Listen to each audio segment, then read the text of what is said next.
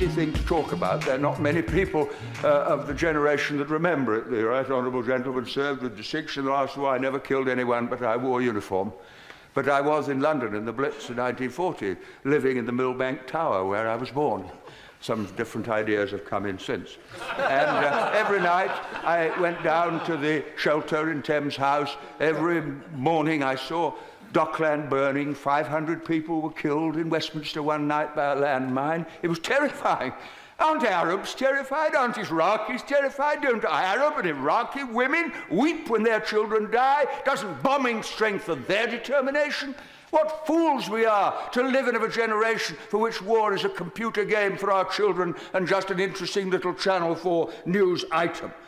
Every member of Parliament tonight who votes for the government motion will be consciously and deliberately accepting the responsibility for the deaths of innocent people if the war begins, as I fear it will. Now, that's for their decision to take.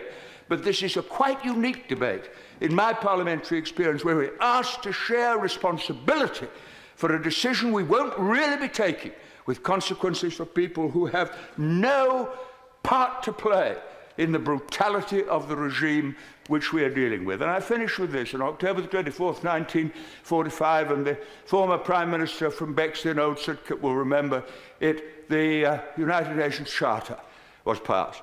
And the words of that charter etched into my mind and move me even as I think of them. We, the people of the United Nations, determined to save future generations, succeeding generations, from the scourge of war, which twice in our lifetime has caused untold suffering to mankind. That was the pledge of that generation to this generation, and it would be the greatest betrayal of all if we voted to abandon the Charter and take unilateral action and pretend we were doing it in the name of the international community. And I shall vote against the motion for the reasons that I've given the House.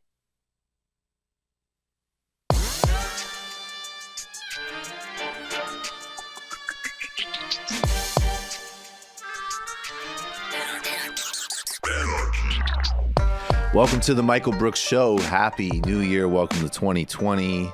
We're broadcasting live from Brooklyn, USA, where we say no war with Iran, with super producer Matt Leck. Yo. Chief economist David Griscom. How's it going? And a whole bunch of guests tonight. This is a quad header. We've got Derek Davison of the indispensable foreign exchange Substack.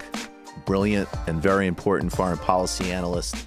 We're going to be starting with him in a couple of minutes, talking about the crisis, the catastrophe, the escalation against Iran and the regional dynamics of it.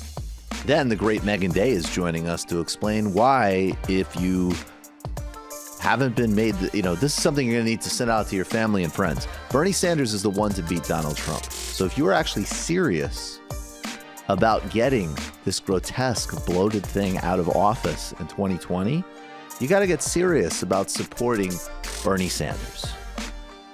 Then the great Ben Burgis, he's in studio. He's got his debunk gear on, which is a Red Wings shirt.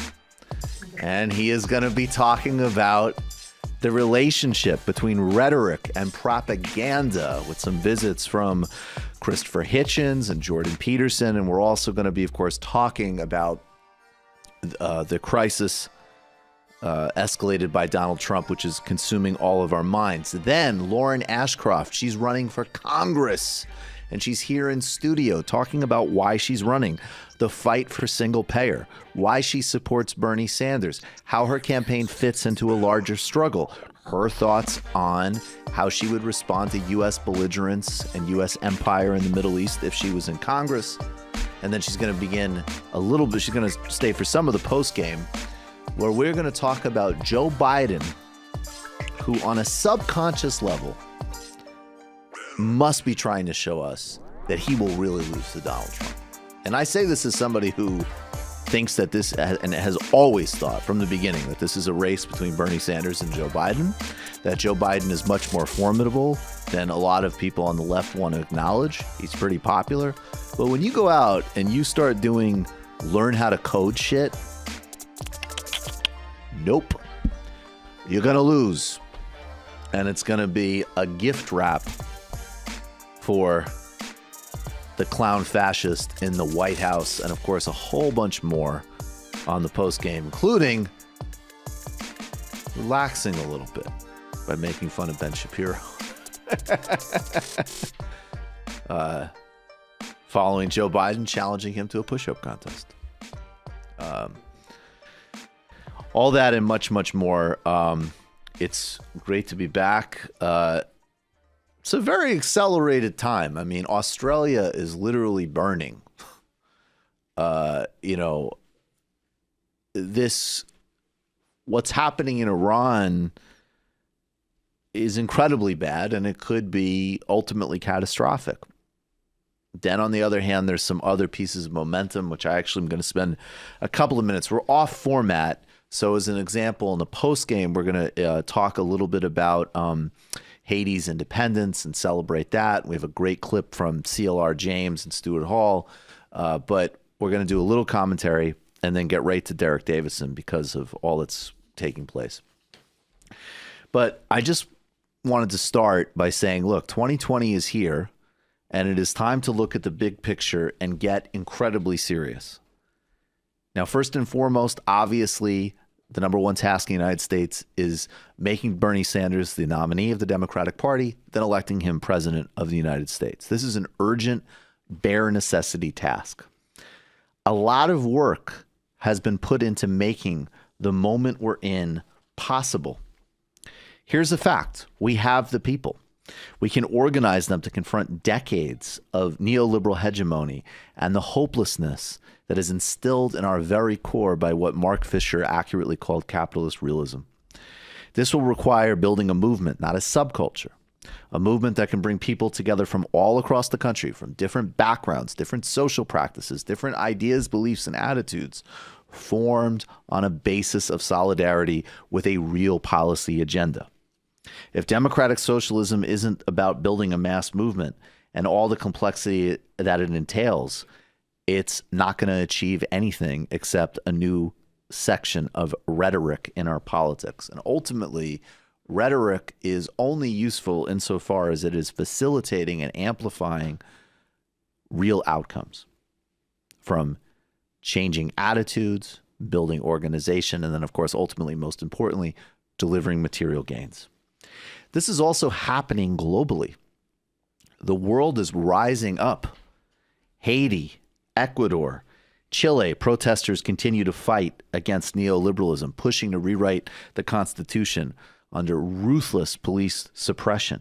In Bolivia, the coup government is meeting incredible organization and popular resistance. Vijay Prashad and I talked about the enormous bubbling up of resistance to the neo-fascism and Hindutva of the Modi government. In Brazil, a judicial coup blocked President Lula from running and almost certainly winning election. But due to investigative reporting and international mobilization, he is out of jail and leading in response to the disastrous Bolsonaro regime. In France, strikes, people are on the street fighting with every fiber they have against the failed neoliberal nightmare of the Macron government. We have a big fight ahead, and victory is far from guaranteed. But there are cracks, even in this disaster in the Middle East. Of course, this warmongering by the Trump regime could undermine this incredible crack that we actually do see in cross-sectarian, class-based organizing, which we're seeing particularly in Lebanon. It's there. It's emerged in Sudan. It's emerged across the globe. It's emerged in teachers' strikes and other strikes in the United States, and of course, in the U.S. context, first and foremost, in the Bernie Sanders campaign. We need to build and show solidarity abroad. But one of the most powerful things we can do is win this election for Bernie and have an actual humane presence willing to fight at the heart of empire. We need to learn to hit back hard against information, but not get bogged down in paying attention to pundits and other mediocrities. Our energy is best spent engaging with people directly. That strategy has to be worked, and it will be the only strategy that wins, because the anti-Bernie mood in the media will only grow and get more and more ridiculous as the campaign grows. That's why shows like this and all sorts of independent and alternative networks are incredibly important. But you've also got to be talking to your friends and family, making this real. This is exactly the time to aim to grow, not close in. Breaking through capitalist realism requires us all to end an individualism and atomization that has been forced on us. And again, it's not about building a subculture. It's about building a movement that allows us to come together as we are into something greater, a movement for people, no matter who they are, where they come from, that's unified on collective principles of basic dignity, goodness for all, not me, us. It's incredibly important, guys. And you see the freak out, you see the pushback, and that's because the gains are coming. And also we know that, look, I mean, what Bernie Sanders is proposing is the absolute bare minimum to viability, frankly, for the species. So, and increasingly, we have to go to Derek Davison. I would be totally honest if I saw polling that indicated Bernie Sanders would be a heavy lift to win a general election. I would still make the case that he is the best candidate. But I would absolutely acknowledge that, because unlike apparently people who seem to have nothing else to talk about than the importance of being Trump, even though I have many other things to discuss and deliver to you in terms of content, I actually agree with that. It's fundamentally, absolutely essential that Donald Trump be defeated.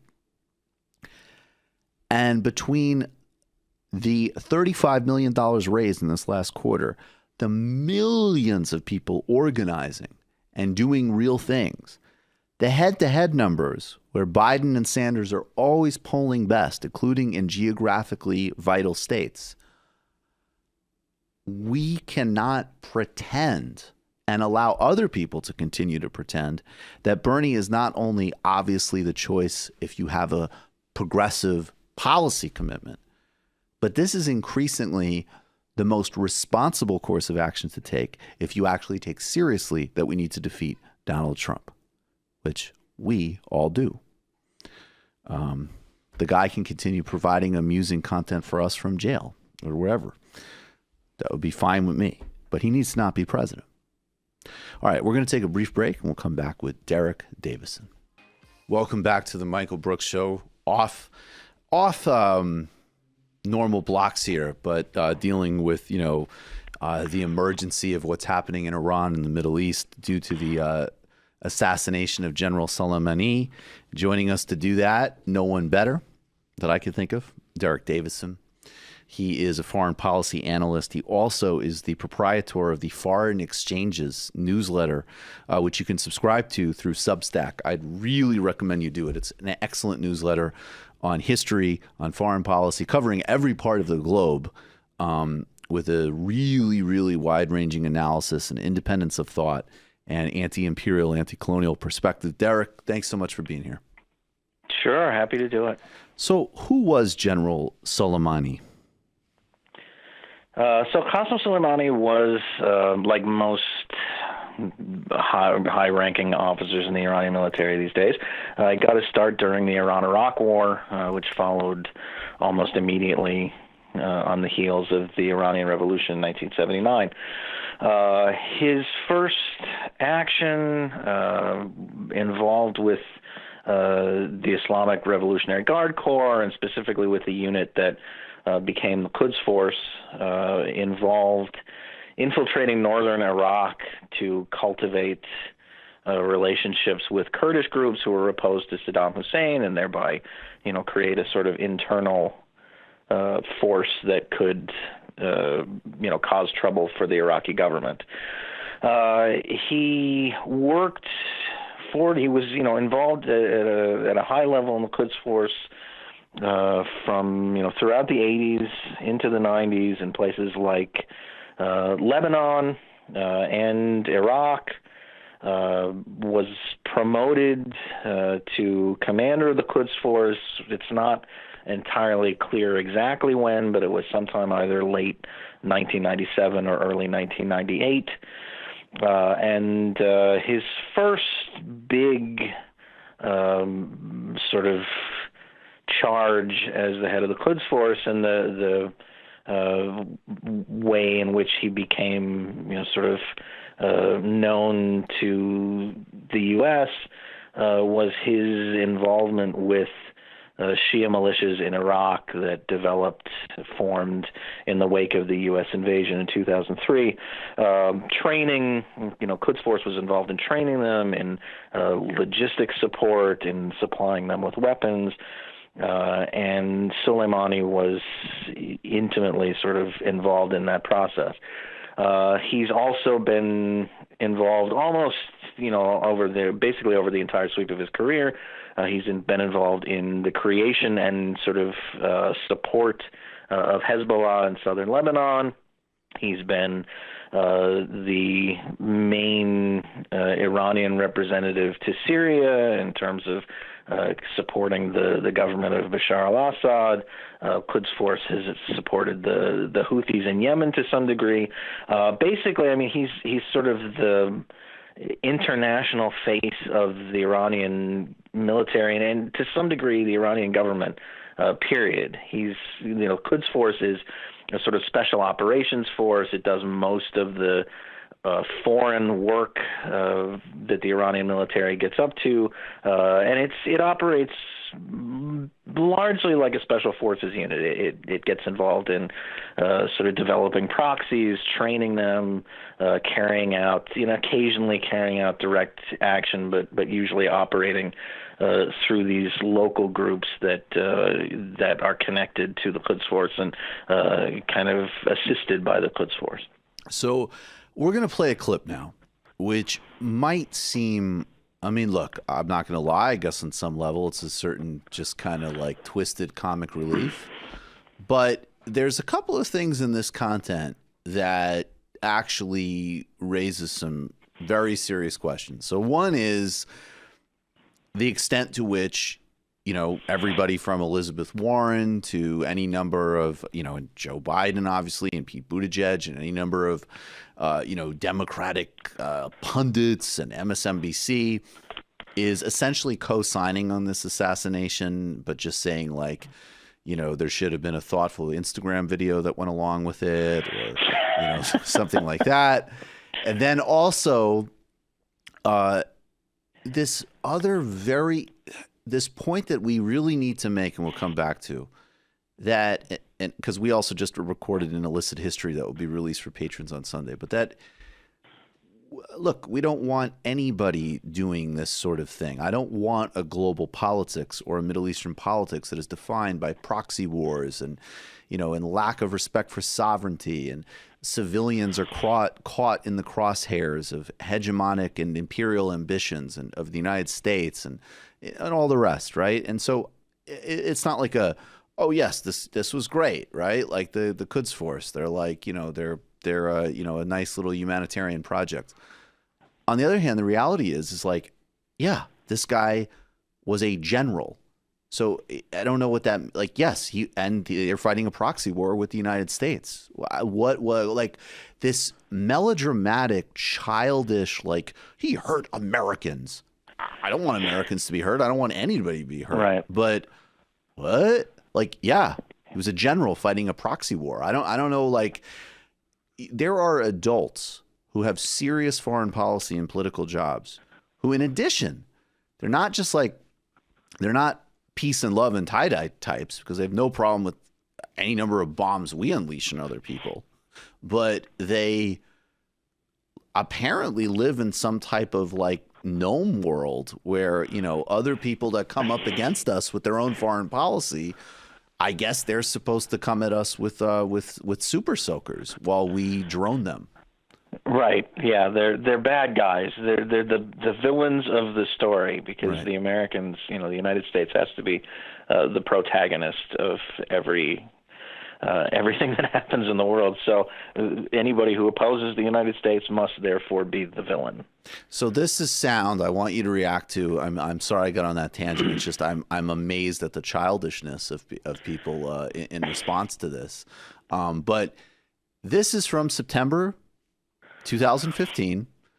Hugh Hewitt, another person who should never have been allowed to read the foreign section of a newspaper, and a candidate, Donald Trump. And there is something here that I think kind of distills everything. If this is what I think it's going to be, it's remarkable. It's remarkable. We're going to play a little bit of this.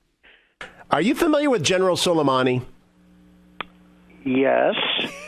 Go ahead. Give me a little. Go ahead. Tell me. He runs the Quds forces. Yes. Okay. Right.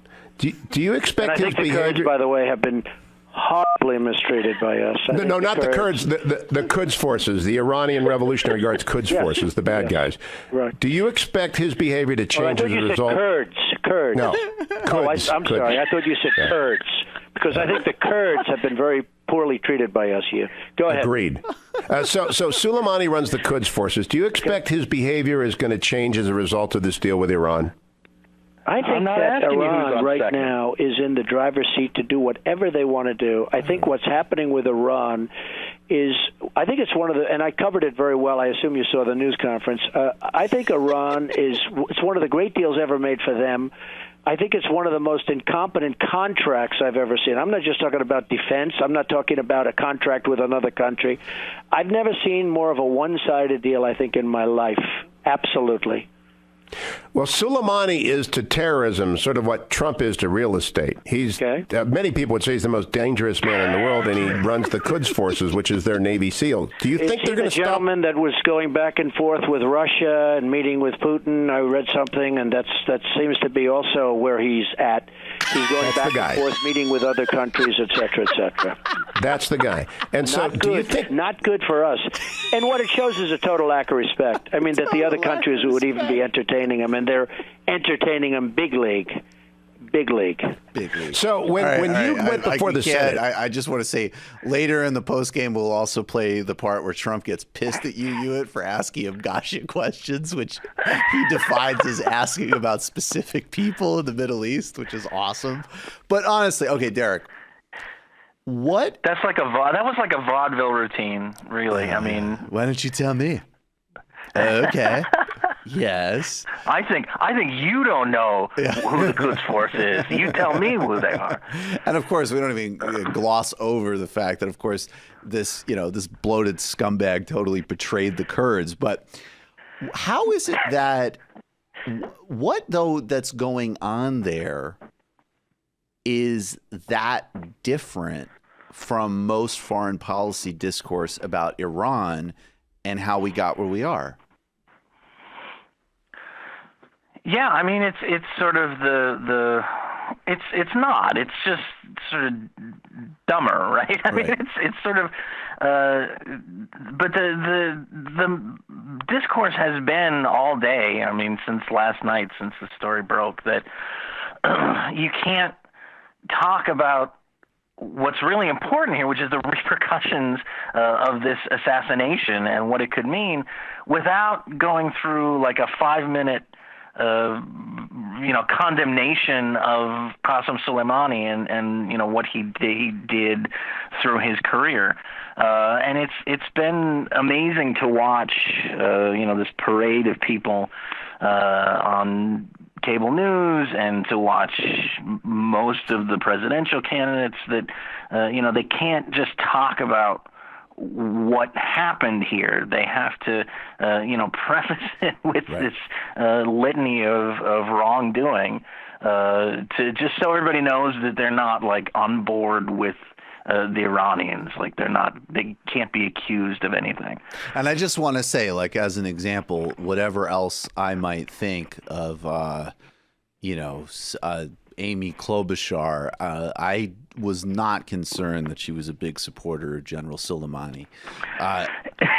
Yeah, I don't know. And the thing that kills me is all of these guys, Klobuchar, Biden, Buttigieg, Elizabeth Warren, they're going to be accused by Donald Trump of being pro-Iran anyway.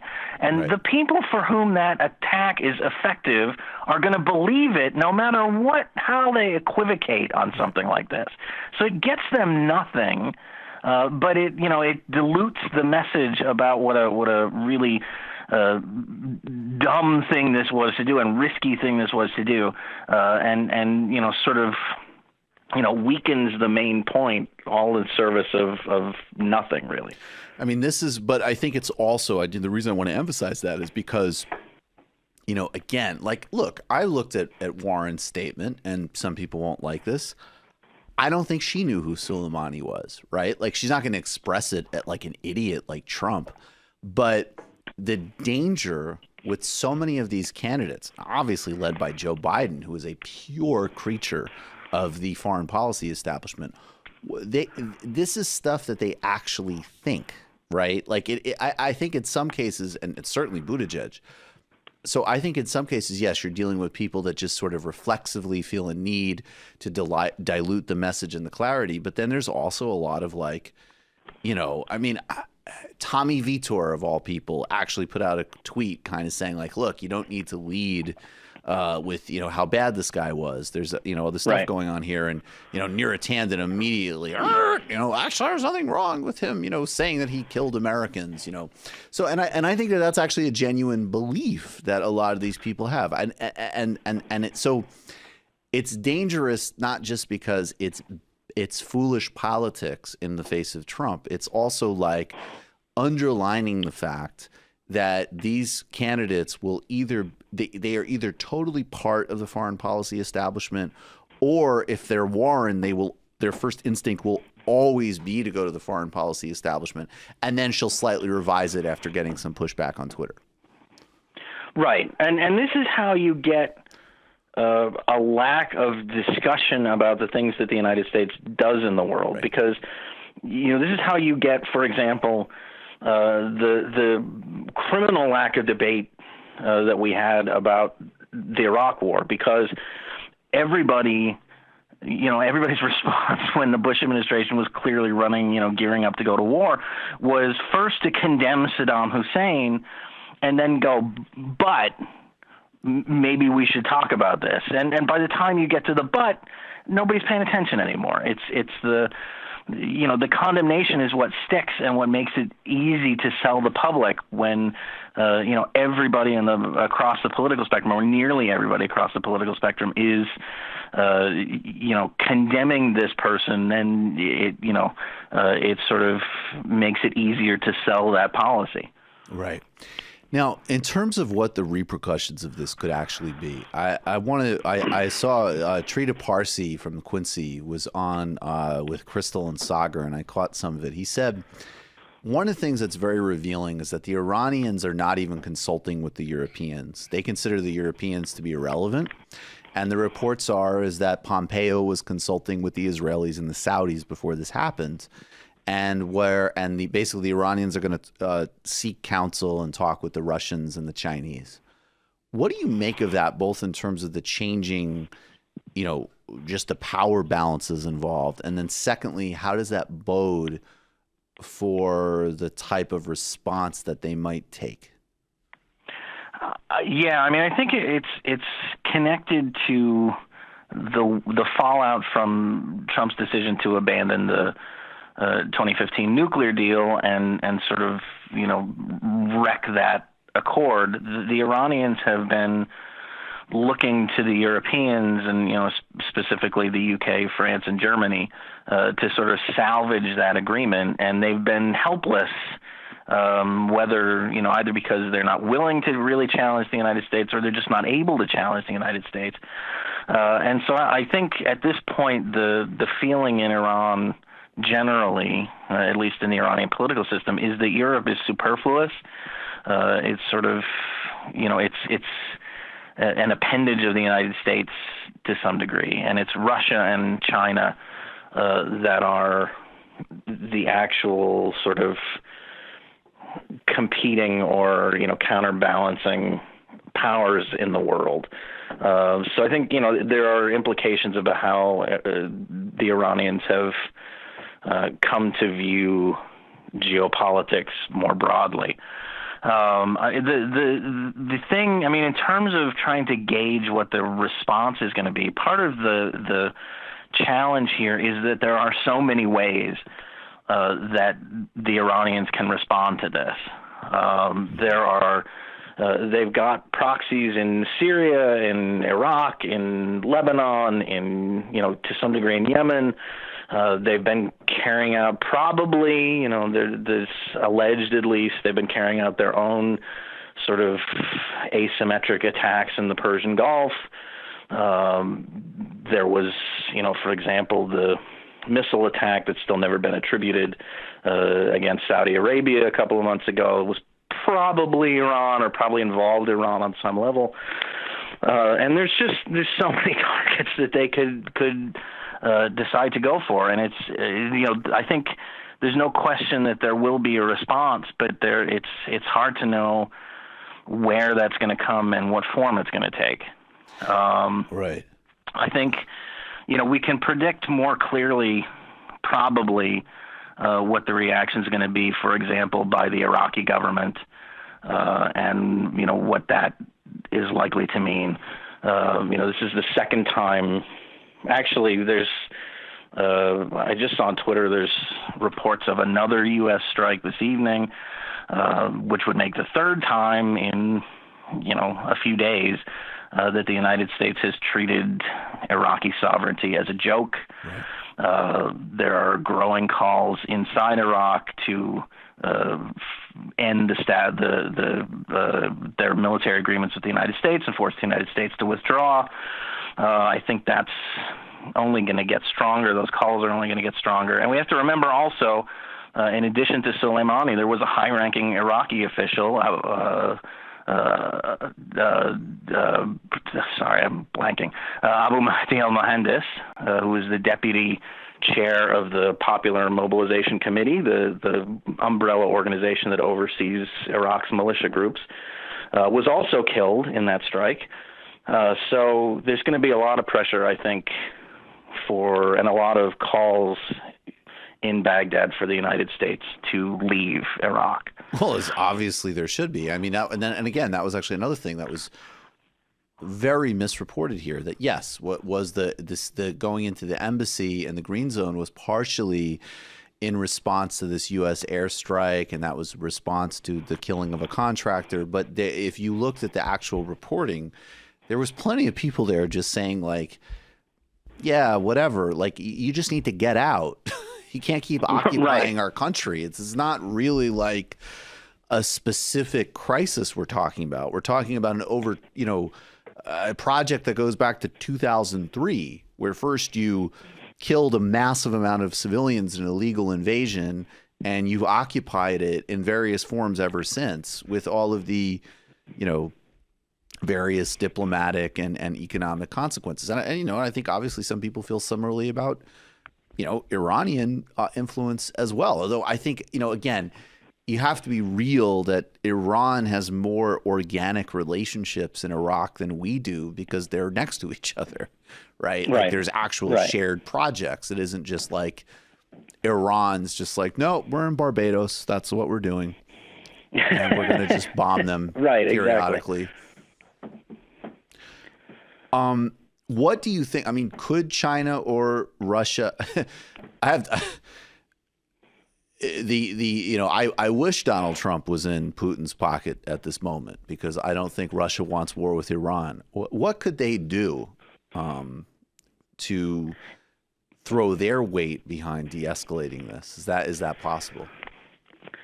I mean, I would expect. I mean, to be honest, as you say, they don't want a war between the United States and Iran either. I don't think Iran wants that war. The United States doesn't want that war. At least we shouldn't want that war. There are certainly some people in Washington who do want that war, but we shouldn't want that war.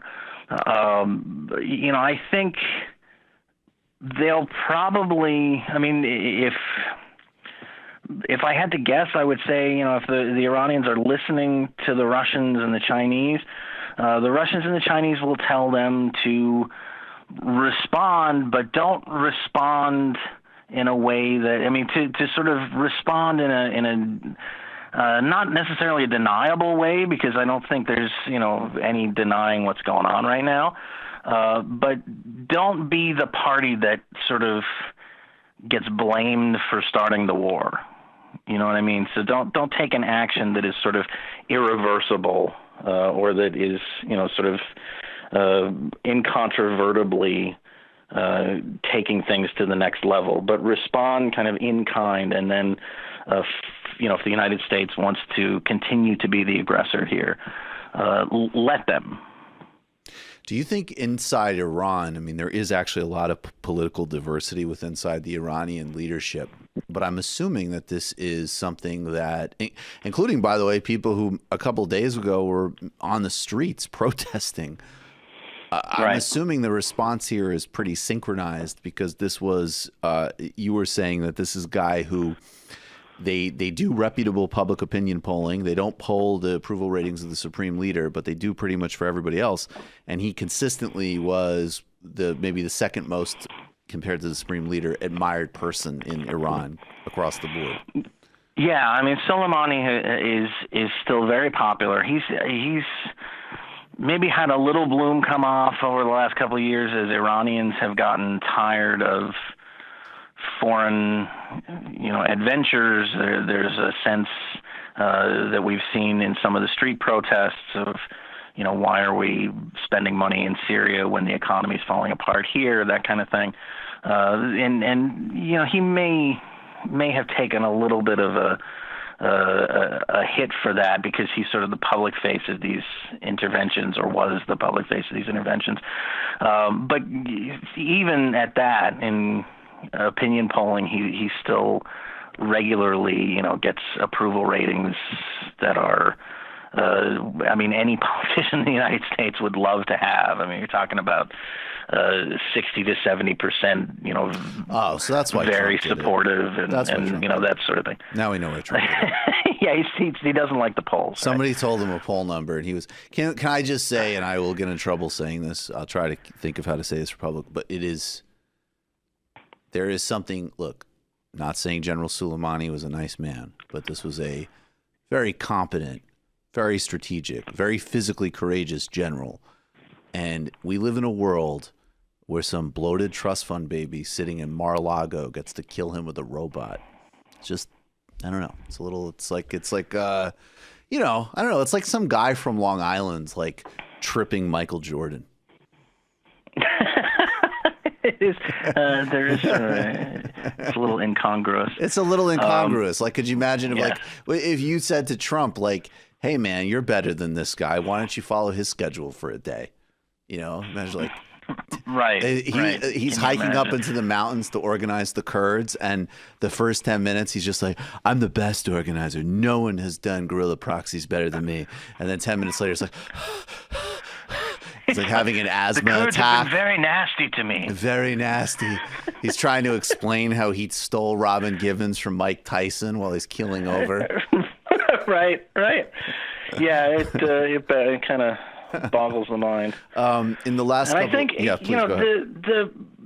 The bigger picture here is not about whether you think Soleimani was a bad guy or a good guy or otherwise. It's such about a childish question. What are we doing? What is the policy here? What happens now? What does the Trump administration think is going to happen now? Because what we're in the throes of is a president who doesn't plan these things out and doesn't, understand the situation really, and just sort of acts on impulse, which means, that despite his repeated statements about being anti-war and recognizing what a bad idea the Iraq war was, so he claims anyway, and, he just wants peace with Iran and he doesn't want to escalate things. he's left his Iran policy in the hands of a foreign policy establishment that has been after regime change in Tehran from the moment the Iranian Revolution took hold in 1979. And that's where we are. I mean, these are the people who are cheering this on, really, and Trump is just sort of bounding from mishap to mishap as we get closer to a conflict. Well, can we also all right, just two things real quick I hope you can hit. There is a weird symmetry between some people who have great left critiques, but for some reason want to take Trump's rhetoric at times at face value on pulling back, and then a foreign policy establishment that, besides his rhetoric, he's doing everything they want. I mean, you go back to, I remember when he first got inaugurated and he went to the CIA and everybody was like, oh my God, that was so weird and it didn't make any sense and all this crap. It doesn't matter. He went behind the scenes with them after he did that whole incoherent speech and he said, you guys can do whatever you want. No restrictions on drones, civilian casualties, whatever. So it's nonsense that Trump does not represent a break in U.S. foreign policy in any type of fundamental sense, certainly with regards to militarism or civilian casualties. No, and I think part of it is just he's fundamentally incurious and lazy, and he doesn't care. He doesn't pay attention to this stuff. He doesn't care about this stuff. He doesn't read anything or learn anything. And we've seen in the rare cases where he's done things that have not kind of lined up with what his foreign policy team or his national security team wants him to do, like withdrawing from northeastern Syria or, I can't even think of another case, but that's the sort of the main one. Maybe North Korea. He's done it. Yeah, maybe North Korea. I mean, but in both of those cases, it's only been because another foreign leader flattered him enough and got him on the phone one-on-one and was able to talk him into doing something else. And that's basically how he is. He bounces from, one person to another, and whoever kind of gets him on the right day gets to make policy. And that's how this administration operates. If it's, Recep Tayyip Erdogan convincing him to withdraw from Syria, if it's Kim Jong-un sending him, a lovely letter and convincing him to meet with him, it's, there's nothing that comes after that. There's no planning for anything. There's no, what's the next step? A lot of people thought that the effect of that generally, as it was in Syria, is for the foreign policy team then to go into crisis mode and lock him in a room and browbeat him until he agrees to go back on what he said. A lot of people said that Brad Pitt took Robin Givens from Mike Tyson, but Kim knew that it was me, and it was the beginning of a beautiful friendship. Last question for you, just to put in relationship with this. Even as this is happening, Turkey has voted in parliament to send forces to Libya to prop up the government in Tripoli. Now, there's a warlord in another part of the country which is backed by the Saudis and Egypt, and the United States under Trump has, in fact, shifted its policy. It went from supporting the internationally recognized government in Tripoli to backing this warlord in the other part of the country, along with the Saudis and the Egyptians. I just want you to bring that in relationship with, in the sense of is there anything that is not unraveling here in the region? I mean, there's Libya is escalating.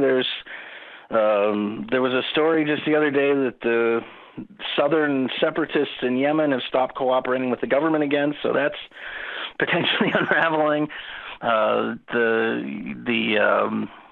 Australia is becoming uninhabitable. Right. There's a lot of stuff going on, and none of it seems to be very good. We'll have to see what happens in Libya. I think they've approved the troop transfer, and the effect of that. I mean, the reason that the Libyan government has had to ask for Turkish assistance is because the warlord Khalifa Haftar has been bolstered by Russian mercenaries, and this invasion this attack that he's made on Tripoli that's stalled out for months is suddenly gaining steam because he's got Russian support. So we're going to have Turkey and Russia on opposite sides of another conflict. They're on opposite sides in Syria. At the same time, they're sort of, one-on-one, they're sort of cozying up to one another. And it's a very strange dynamic. But I guess we'll have to see how that shakes out. All right. Well, we'll be talking with you soon to follow all of this. And, vote for Bernie Sanders. Derek Davison. Foreign exchanges. Everybody should subscribe. Really appreciate your time. Thanks, Michael. Thanks a lot. All right, folks, we're going to take a really brief break, and then we're going to come back again off format today with another mega guest, Meagan Day. We will be right back. Oh, wait, actually, I should say really quickly, I'll do this much faster than I usually do it, but definitely become a patron, patreon.com/TMBS. We'll talk more on Tuesday about all the extra content. How the show happens. Time to join today. Go to tmbs.fm, get your gear, get your merch, buy your tickets to see us February 7th at the Bell House. All right, we'll be right back with Meagan Day. Welcome back to the Michael Brooks Show. It's a pleasure and honor to welcome Meagan Day. She's a writer for Jacobin magazine. She's a member for DSA and an organizer, and she is the co-author with our other buddy, Matt Karp, of Bernie is the One That Can Beat Trump. Here's Why, which is available and everybody should read in Jacobin. Meagan, thanks so much for doing this. Yeah, thanks for having me. So, Meagan, we're going to spend a little bit of time talking about this article, but first, I really want to underline how profoundly important and distinct Sanders' response to Iran has been. One part is substantive. In 2017, there was a sanctions package aimed at Iran and Russia. Bernie Sanders is the only member of the Democratic caucus in the Senate and the only person running for president who voted against those sanctions. And those sanctions, that act of economic warfare after the Trump administration tore up the Iran deal, is a major precursor to this escalation. Warren voted for it. Booker voted for it. I believe Gabbard voted for a House version of it. I know how it went in the Senate. And I just want to play really briefly this video we have of Bernie Sanders talking about his history on war and get your response to it. Now, again, for the sort of, some of the sort of wankery out there, yes, Bernie Sanders has cast bad votes. He's made some mistakes. There is no one else in contention for the presidency with this type of clarity or consistency, particularly on Iran. So let's play this, and I'll throw to you, Meagan. Recently, I've been criticized a bit because of my opposition to war and my belief that we got to do everything possible to solve international conflict without going to war. So let me be very clear. I make no apologies to anybody. Love that beat. That when I was a young man, before I was elected to anything, I opposed the war in Vietnam, and I know what that war did to my generation. And when I was a member of the House, I helped lead the effort against the war in Iraq, because I knew that Cheney and Bush and these other folks were lying about weapons of mass destruction. I'm opposed to giving the president a blank check to launch a unilateral invasion and occupation of Iraq, and why I will vote against this resolution. And that war and that vote was the worst foreign policy blunder in the modern history of the United States. And as a senator, I'm proud that I helped for the first time in 45 years to utilize the War Powers Act to get the United States out of an unauthorized war in Yemen. Unfortunately, after passing in the House and the Senate, Trump vetoed that legislation. And I'll tell you something, that right now, I'm going to do everything that I can to prevent a war with Iran. Because if you think that the war in Iraq was a disaster, my guess is that the war in Iran would be even worse. So let's work together and prevent that war. If people want to criticize me for that, go for it, that's okay. I don't apologize to anybody. Thank you. And a tight beat. Meagan Day, your thoughts? Yeah, I love that beat. I was a little surprised that you weren't, when you were like, oh, I love that beat. For a minute, I thought you were playing it over it. And I was like, good job, Michael. That's awesome. I wish. No, it was Bernie. Bernie selected it. It's all Bernie. Yeah. So yeah, I want to echo something you said earlier, which is that Bernie Sanders truly stands apart among the Democratic presidential primary candidates when it comes to foreign policy in general. And on the question of Iran, like you said, he's the only person who's running who's made it extremely clear that he will do everything within his power to stop the United States from going to war with Iran, and has made it a priority to not contribute to escalating tensions with Iran for precisely that reason.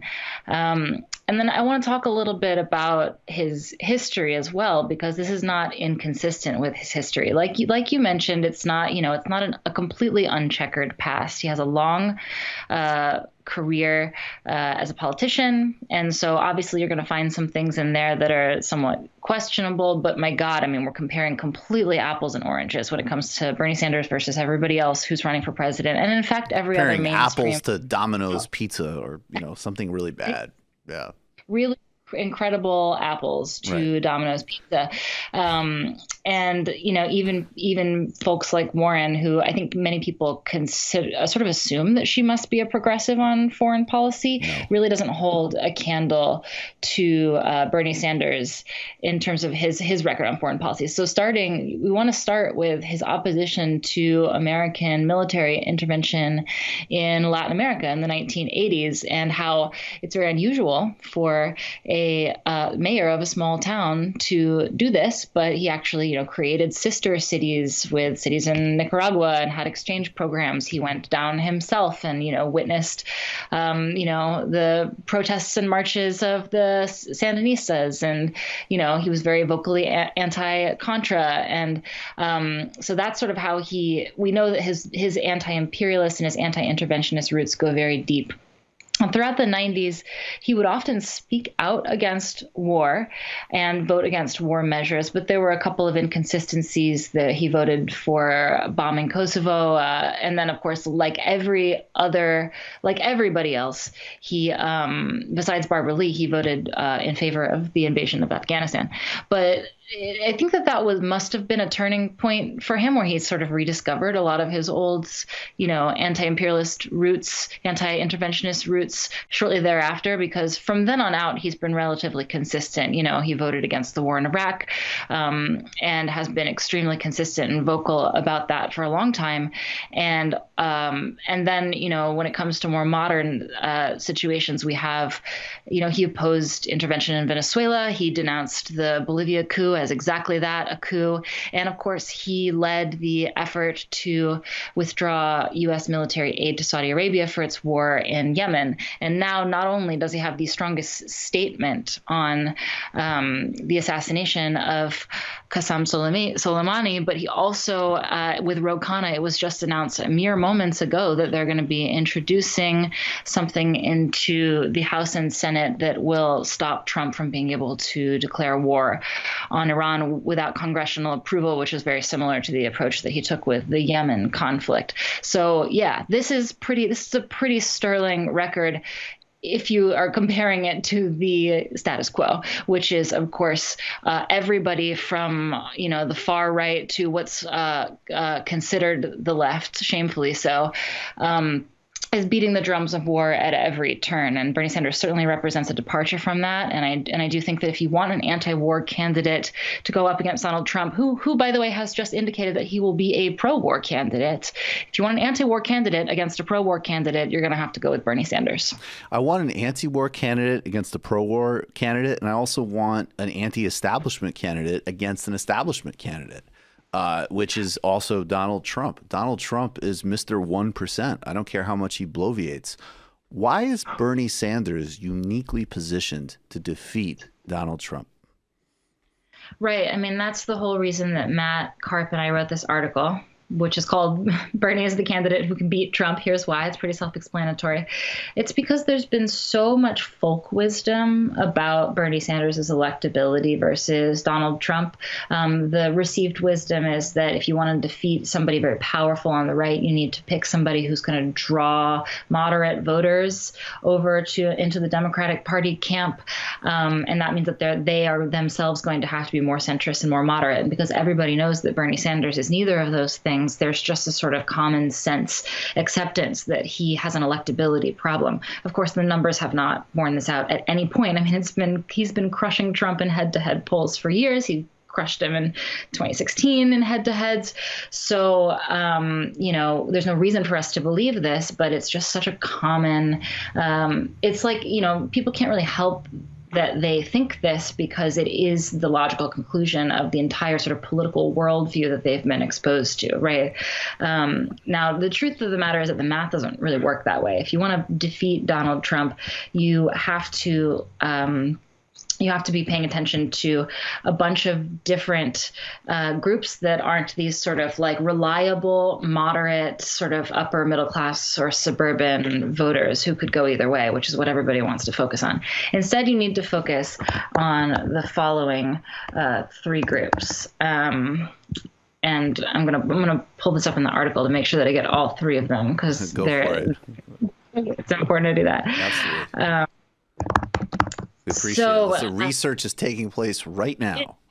I'm researching my own writing right here on the fly. Okay, so for the first group is that you need the Democrats and independents who backed Obama twice before turning to Trump. Right. Now, this is distinct from the imagined group of upper middle class suburban moderates who are reliable voters who could go Democrat or Republican because they are just simply centrists. This is a totally different group. This is a group of people who actually aren't centrists. They're actually attracted to change. And that's what they were attracted to in Barack Obama. And in turn, that's what they did not see in Hillary Clinton and were attracted to in Donald Trump. They're sort of ideologically fluctuating, but sort of consistent in their anti-establishment orientation or, the sort of anti-establishment mood or feeling among them, right? And a lot of them are, like I said, in Rust Belt battlegrounds. And in those counties that flipped from voting for Obama twice and then to Trump, that's 206 counties. Bernie Sanders is out fundraising all of his competitors by a long shot. And yeah, sure, Bernie Sanders is out fundraising his competitors by a long shot everywhere, but he's doing especially well in these counties. And that's really important. I mean, he pulled in almost 82,000 individual donations by September. So this was a while ago in these flipped counties. And that's roughly 3 times as many as Biden and Buttigieg and Warren, who are sort of clustered down there, very, very, very far behind him in these places. It makes sense. These are the places where, these are working class places that have been hollowed out and abandoned by corporations in search of cheaper labor and higher profits elsewhere. And Bernie Sanders has always been the anti-bad trade deal candidate and the pro-working class candidate. Of course, Donald Trump did a little pantomime of that himself, which was attractive to these people. But this is a much more authentic version of that, right? So I do think it makes a lot of sense that he's got support in these areas, and I think that we'll see that bear out in the primaries. The second group of people that anybody really needs to appeal to if they're going to defeat Donald Trump is Obama voters who declined to vote in 2016. So these are people who voted for Barack Obama and then just didn't show up in 2016. And yeah, like turnout was down, 3% in Wisconsin. It was down 4% in Ohio. These are actually really huge numbers.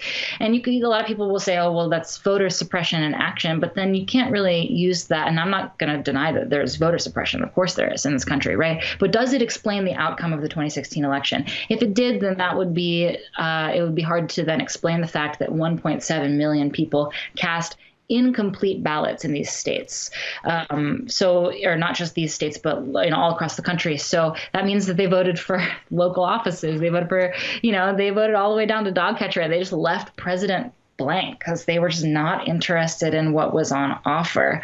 And in fact, Pew Research did some polling of non-voters and found that whereas in previous years, they reported that they didn't like the candidates, and that was the main reason why they hadn't voted. That number was hovering at between 8 and 15%. It jumped up to 25 or 27%. I don't know the exact number in 2016 because people just really didn't like either Hillary Clinton or Barack Obama or Donald Trump. Right. What did I say? Sorry. Donald Trump. Yeah. Yeah, exactly. Thank you. So we're talking about re-energizing those people who, contrary to what I just said, actually did like Barack Obama. They liked this sort of they were excited and enthusiastic about, a new type of politics. Of course, Obama, if that turned out not to be true in the case of Barack Obama, but they were like, unlike their, many of their sort of neighbors and peers who switched from Obama to Trump, they were perhaps maybe a little too smart to make that leap. They were like, we know that Donald Trump's no good either, so they just stayed home. Right. So we need somebody who represents change. And if you look at the Democratic Party presidential primary field, I mean, that's Bernie Sanders by a long shot. That's what he represents. Is he represents a new type of politics, but he's much more progressive, obviously, than Donald Trump is, right? So he has the chance to appeal to those Obama voters who stayed home. And then, of course, the third group of people is the most important group of people. And that would be people who don't vote at all. And it's actually so ridiculous, as you know, that people, when they talk about elections, they sort of talk about numbers as being limited to, who has turned out in the past. That's the sort of pool that you're drawing from, right? And all of the statistical models are constructed around this and so on. But we have absolutely dismal turnout in this country. Like 40-something% of people don't vote for president in this country. So in order to figure out how to bring them out, and of course, the ratio of non-voters to voters is so extreme in this country that even just a tiny little bump comparatively in non-voters is going to have a massive, massive impact, right? Or it has the potential to have a massive impact on a general election. So we know that to beat Donald Trump, what we have to do is appeal to non-voters and get them, off their asses and to the polls in some cases, the first time in their lives. So we need to look at the demographics of these people. So who makes up non-voters in the United States? Of course, it's young people and it's people of color in many cases, and it's more than anything else, it's working class people. Well, Bernie Sanders does the best with young people, people of color, and working class people, right? So, we explain it a bit more in the piece, but essentially, case closed. So those are our reasons that's the breakdown of why we think that Bernie Sanders just mathematically and statistically actually has a really good chance of beating Donald Trump and a better chance than anybody else in the field. That's perfect. I agree 1,000% with each of those assertions. And I think it takes care of a lot of nonsense in the discourse because, again, like some people are really interested in the research that shows that, some of those Obama to Trump voters are people that have definitely been absorbed into they've gone from being sort of vaguely sort of apolitical and kind of liking Obama personally, and now they're almost like they're basically alt-right adjacent Republicans. Yes, some of those people absolutely exist, and guess what? We're not competing for their votes. It's irrelevant. I mean, even if there are 10,000 people concentrated geographically in important places that fit the profile of generally disgusted and interested in an outside candidate, particularly now after 4 years of Donald Trump lying to them, perfect. And then, of course, the other two categories are exactly right. And I think the third point is really important, too, because it's not like a movie where, oh, yeah, what's going to happen is 100 million people who didn't vote before are going to vote or whatever. It's like, no, if you up that a couple of percentage points, that's that's just an absolute result changing thing. So even if that works in a very modest and conservative way, and there's, of course, Sanders is the only campaign with any type of big, broad-based group, mobilization and like an actual movement and energy on the street. Nothing else matches that.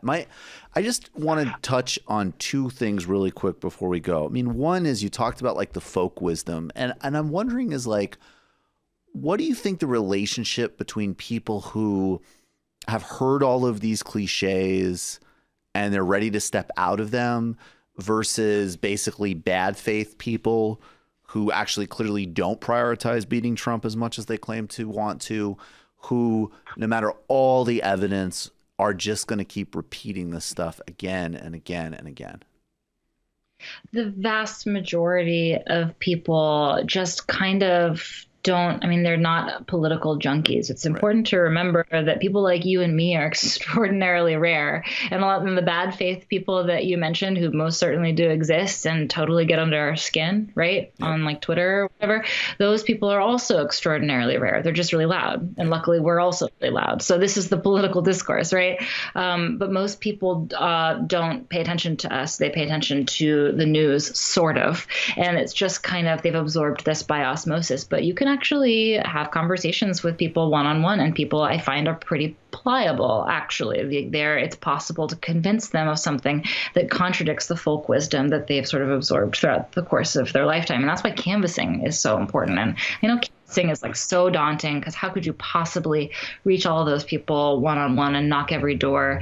It's kind of scary prospect that we're going to actually get out there and talk to millions, literally millions and millions and millions of people, and reach everybody in time. And we're not going to reach everybody in time.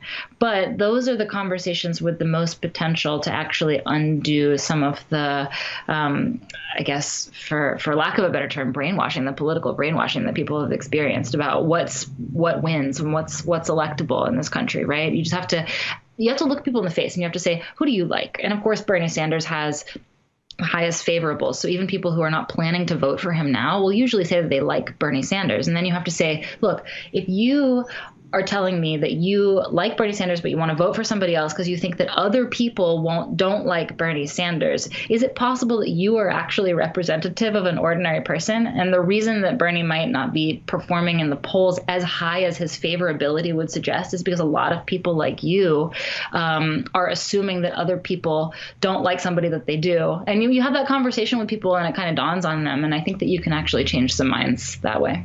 I agree with you totally, Megan. I just want to play this for you before we go. It's 14 seconds from earlier today. It's Bernie Sanders talking about who pays the cost of war, and I think it's a perfect synchronizing of everything we're talking about. So I just want to play this for you before we go. I think this 14 seconds here was really significant. And I know that it is rarely the children of the billionaire class who face the agony of reckless foreign policy. It is the children of working families. Megan, that synchronizes everything, right? It does. And I also want to say that it's been on my mind, the extent to which Bernie Sanders in this moment, just in the last 24 hours, has really sounded quite a bit like Eugene Debs. I mean, I think some of us a little breathlessly compare him to Debs because in our enthusiasm, right? But truly in the speech in Canton, Ohio, where the socialist leader Eugene Debs made his appeal against World War I, for which he was jailed and then he ran for president from jail, right? He said exactly that. He said, the master class has always declared the wars and the working class has always fought the battles. It's pretty thrilling, and it's very, very unusual also to hear a candidate for president representing a major party in the United States saying words like this in 2020. I agree with you 1,000%, as I do most always. Meagan Day, everybody, if you're not yet, I can't believe you're not. Read Meagan Day every single week in Jacobin. She's brilliant. She's on point. Meagan, thank you so much. Thank you, Michael. Always a pleasure. Take care. All right, folks, here's what we're going to do. We've got to do a gem. Then we're going to take a very brief break. And then Ben Burgis is going to join us. And then right after about 10, 15 minutes of unfiltered Burgis, Lauren Ashcraft is going to join the rest of us. This is a testament of logistical, we're the Kuds Force of podcasts. For me, it's kind of, I mean, it's definitely just logistically, it's kind of impressive. That's all I'm saying. We do have an impressive. That's what I'm saying. That's all I'm saying. Well, and David Griscom of all people is like, whoa, geez, maybe I am going too far with a bit.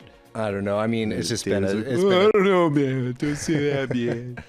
It's been a tough 36 hours watching everything that's going on. It's been a very tough 36 hours. It's a very good time to be in business if you're in the business of death and destruction, and that was obvious when we saw Northrop Grumman was today's bull of the day, claimed by Yahoo Finance. Jesus. But it's not just these defense contractors and like the typical focus of of good progressive ear that benefits from these wars and U.S. bravado and aggression.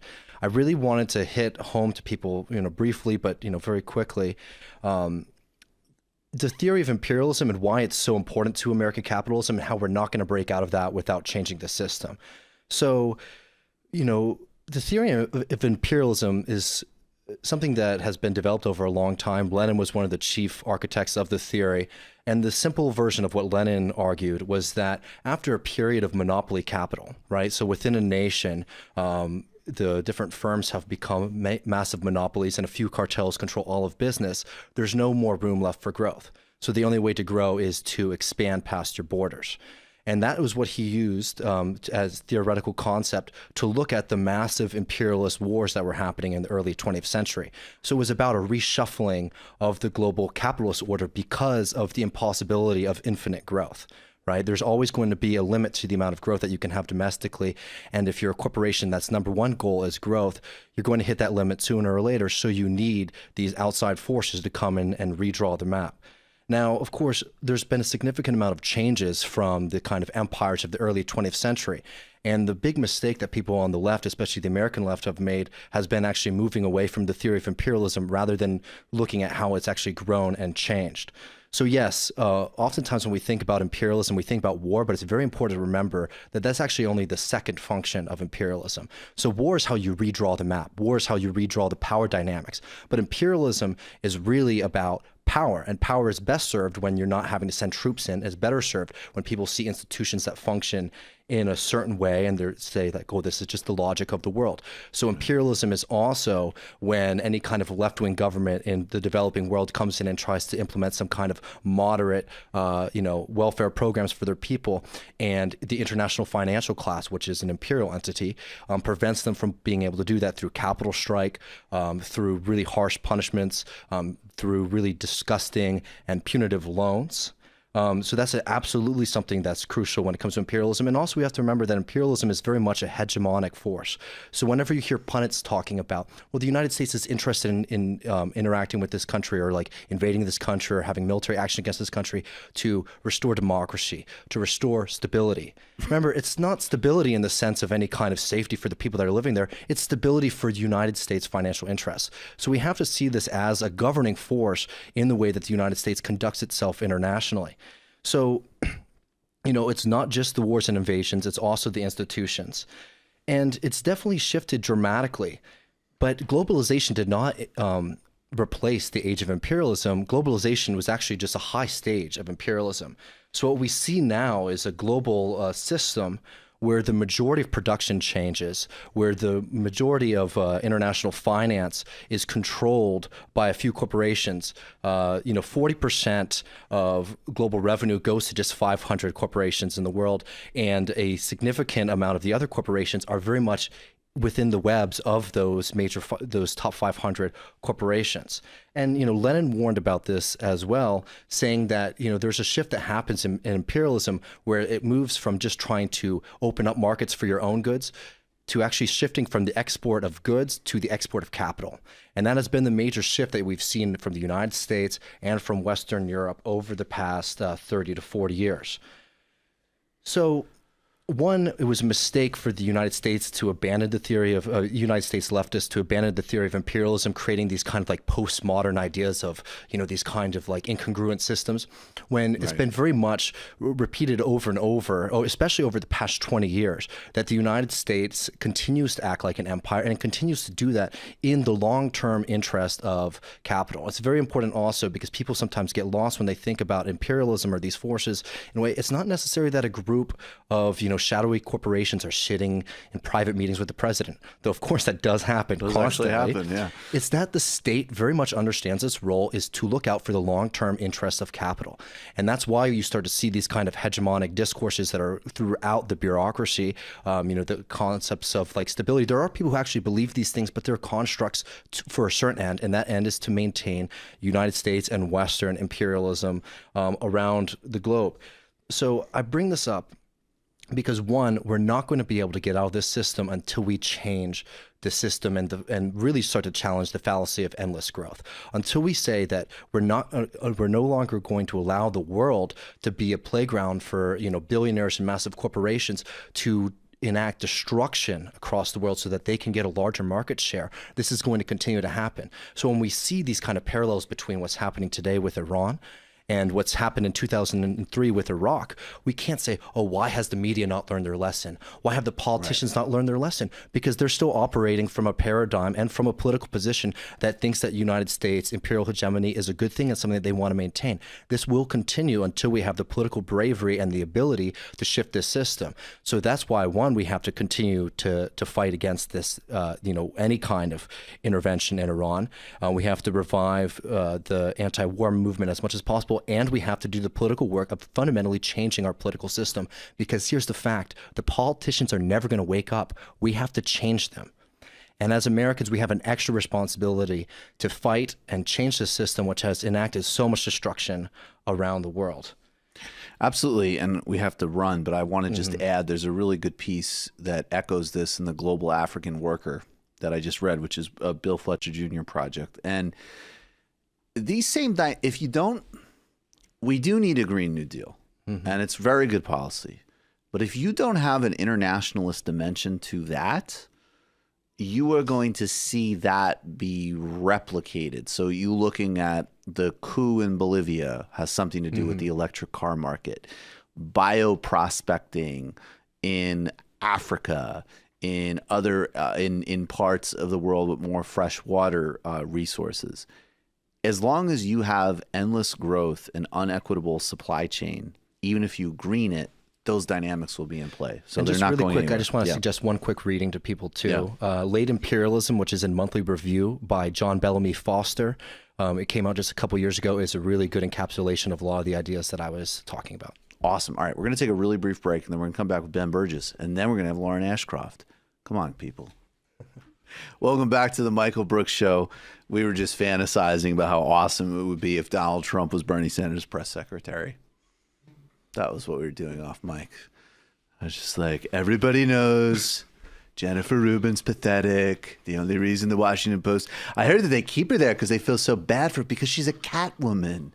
She would live alone with her cats, but they let her write the column. So, she's going to keep attacking Bernie Sanders, but it's because she's pathetic. By the way, that was an example of the Trump impersonation. People always ask me, like, how much of the impersonation is you? 100% me on that one. Nice. Ben Burgis, welcome to the show. You're finally in studio. The great Ben Burgis has returned. He's our weekly debunk guest. He's the author of Give Them an Argument, Logic for the Left. He teaches logic, as Jesse Lee Peterson would say, and rhetoric at Perimeter State College, Georgia State University. And he's also the proprietor of a great Patreon page. Ben, thanks for being here. Yeah, thanks for having me.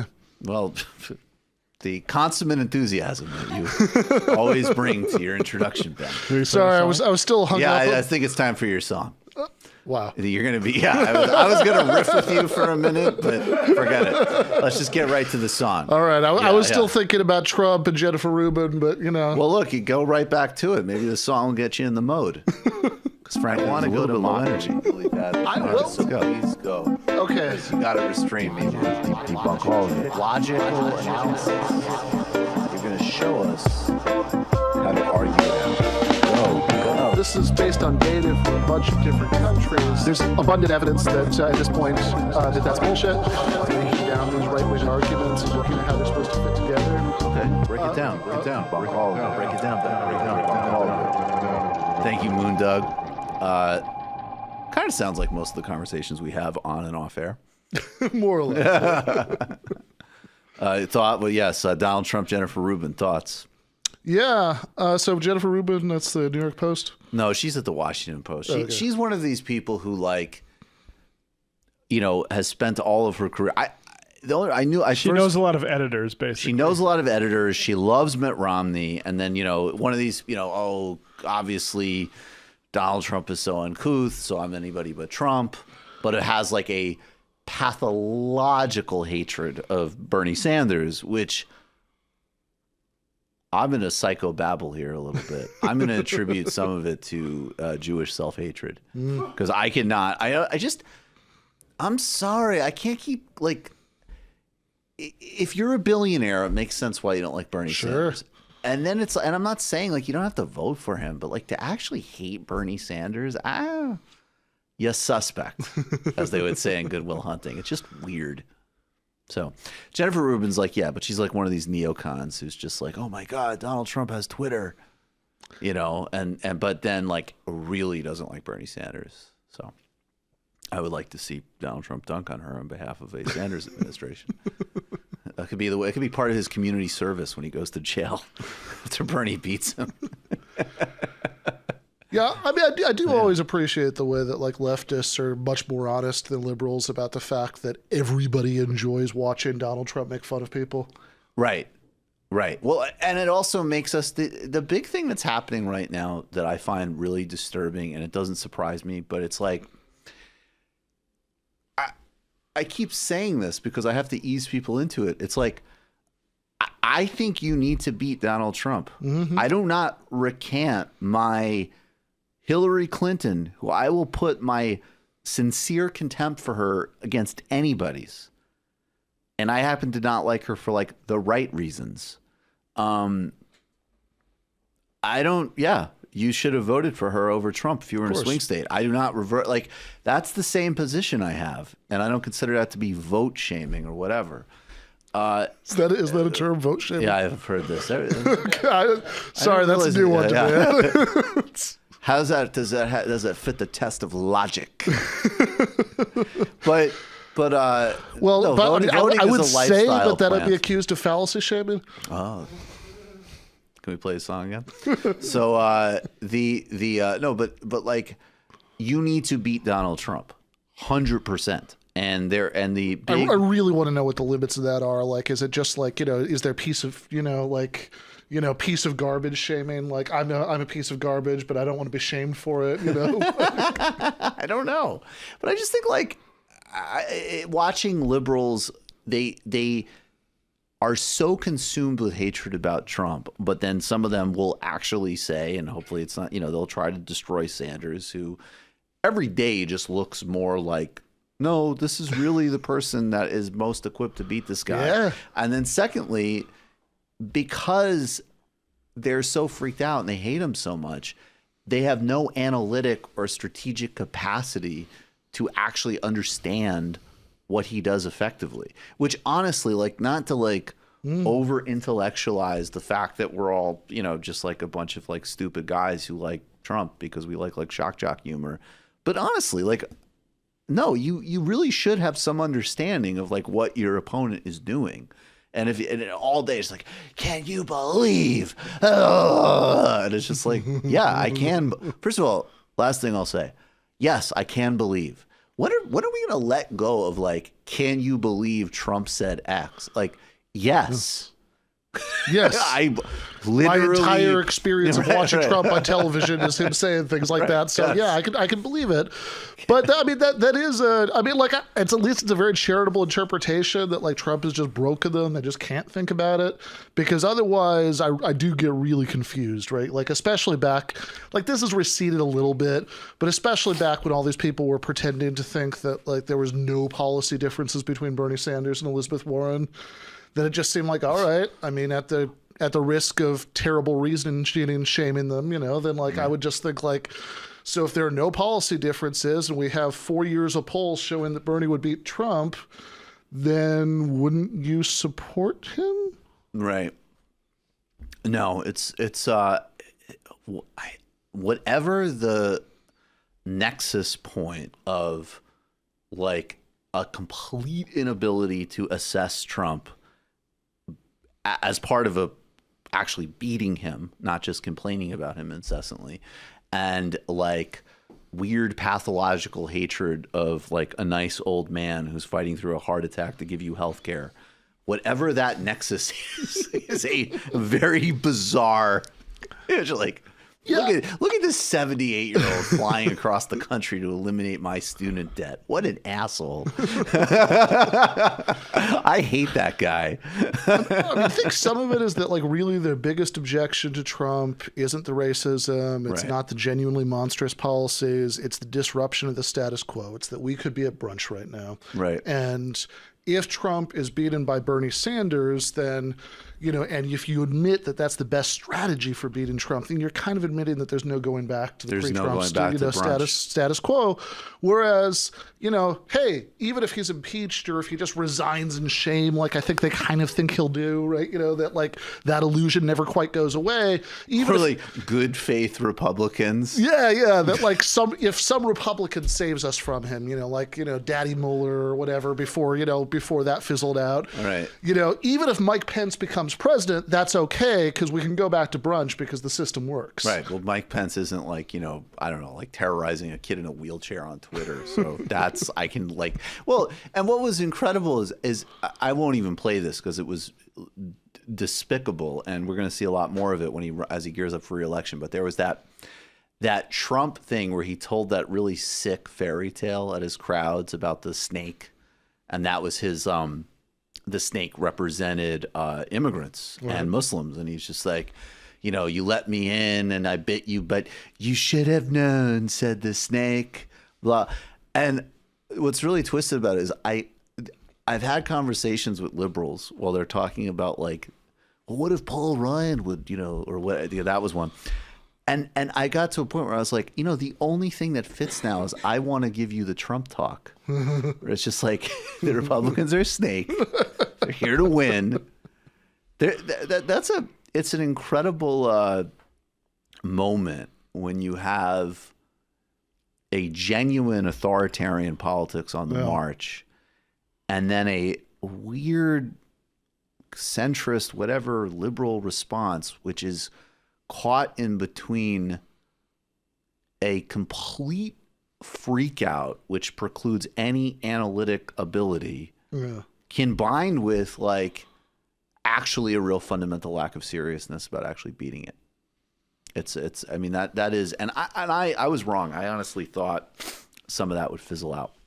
I thought more of some of these folks. But, I think they've gotten serious because it's not like liberals are still supporting like some joke candidate like the mayor of the fourth largest city in Indiana, who could not win state election in Indiana, and like trying to put him against Donald Trump. No, they're not doing that. And it's also not like in addition to endlessly looking for candidates that would absolutely lose to Trump, that they aren't saying like with one, in the beginning of the day, Donald Trump is a without peer existential threat. And then at the end of the day, re-upping the Patriot Act, giving him the Space Force, saying that the problem with assassinating potentially the second most powerful politician in Iran is that there wasn't a tidy press release with it. And incidentally, what's wrong with Iran? War with Iran anyway. All, of course, while, saying like Donald Trump is the worst thing ever besides his attempt to have a coup in Venezuela. Right. I mean, it's genuinely astonishing. But let's take a few minutes. We'll keep talking about this, but we have to bring Lauren on actually, and I'll make her. But let's do a few minutes before we bring Lauren on of rhetoric, because this does matter a lot. The two thoughts behind this I'm going to throw right to you are one, what is the relationship between the rise of the PR industry and the rise of Trump, and like having a conversation about propaganda and influence that is a global one, not just some kind of hyperventilating about Russian Facebook ads. And also, obviously we're in a moment where, we're going back to the lies and propaganda before the invasion of Iraq and Afghanistan and so on. This is important stuff for us to think about. And you literally teach logic and rhetoric. Yeah, well, I teach logic classes. I've taught, composition classes and things before. We've talked about rhetoric. And I talk quite a bit about it in the chapter that I wrote for a book that's coming out next year, which is called Myth and Mayhem, a leftist response to Jordan Peterson. And I co-wrote that with Matt McManus, Marion Trejo, Conrad Hamilton, and there's also an introduction by Slavoj Žižek. Nice. Yes. That's a big score. Awesome. Yeah, no, absolutely. And it's good stuff. So my chapter about this was about Jordan Peterson, Christopher Hitchens, and the perils of good rhetoric. And so this is something that actually you and I have been talking about for a long time, going back to when I first met you at that Jordan Peterson conference in Boise, because sometimes when you're critiquing like the argument, you're sort of trying to critique Jordan Peterson on the level of arguments, it feels like you're missing the point, because totally missing the point. He's just sort of, like if he says he had a vision and a dream, what are you going to say? Like, no, have better dreams, like that's, Actually, yes, that's literally what I would say to Jordan Peterson. Have better dreams. Yeah, fair enough. Be less of an asshole. I actually like that. Yeah. But part of the reason that he can say things like there's a clip, not the one we're going to watch, but there's like an infamous clip where he's showing his students some like entwined snake imagery from ancient artwork, and he's saying, it's complicated to explain, but I think this is actually literally a depiction of the DNA double helix, that was discovered in the mid-20th century. And you watch that, it's astonishing because there's a room full of adults and nobody starts laughing when he says that, right? And the reason is that whatever else is true about Jordan Peterson, he actually is an incredibly compelling speaker. And I think we have just a brief clip of him to illustrate that. They don't believe that there's a Canadian identity. They don't believe that there's an American identity. They don't believe that there's a Western identity. They don't believe that value structures exist, or if they are, they're irreplaceable with some other value structure. They certainly don't believe that they have any biological grounding, that there's any such thing as a human being. It's all socially constructed, which is really convenient if what you want to do is be the author of an entirely social constructed utopia that you can run. And then when the Marxists say, well, that wasn't real Marxism, what it really means, and I've thought about this for a long time, it's the most arrogant possible statement anyone could ever make. It means, if I would have been in Stalin's position, I would have ushered in the damn utopia instead of the genocidal massacres, because I understand the doctrine of Marxism and everything about me is good. It's like, well, think again, sunshine. You don't understand it. You don't understand it. And you're not that good.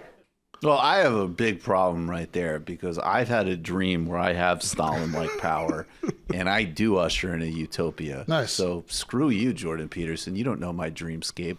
No, fair enough. Yeah, how dare you? Yeah, absolutely. So there's a lot obviously going on in that clip. He's doing the usual thing that he does, where he wildly conflates Marxism and postmodernism, which are very different schools of thought. Right. And we've talked about that stuff before. And if you want my debunk of that particular argument, that's in the book. But what interests me more right now is why it sells so well. Right. So Jordan Peterson is, a best-selling author. He has, when he debated Slavoj Žižek, tickets to that in Toronto were going more than you could sell Maple Leaf tickets for, as a scalper. Jesus. That's disturbing. It is disturbing, right? Yeah. I have spent a lot of time in college bookstores, and they've all got copies of 12 Rules for Life. And, along with the anodyne self-help advice, most of which is fine, he's got all the kind of stuff that's in there, right? Right. So a lot of people are buying what he's selling. Why is that? And trying to think about that made me think of somebody I like about 1 million times more than I like Jordan Peterson, even though obviously I have deep disagreements with a lot of his late-in-life political positions, who's Christopher Hitchens. So Hitchens, in the last years of his life, was the subject of all of these YouTube compilation videos that people had put together, that of his sort of, rhetorical power chords, that they'd called, these are his Hitch slaps. Right. And so we've also got a clip of a few of the Hitch slaps. Well, I asked her about, because she wasn't content just to say religious people volunteer for charities, if that was news to anybody, but she had to couple it with a smear against Fabianism and social democracy. Now, as a matter of fact, well, they weren't there, Christopher. That's all I was saying. I'm so sorry to say that without the efforts of Fabianism... But you're good at smears. The efforts of Fabianism... What's wrong with the smear? I don't... I'll get to the end of this sentence if it kills you. I,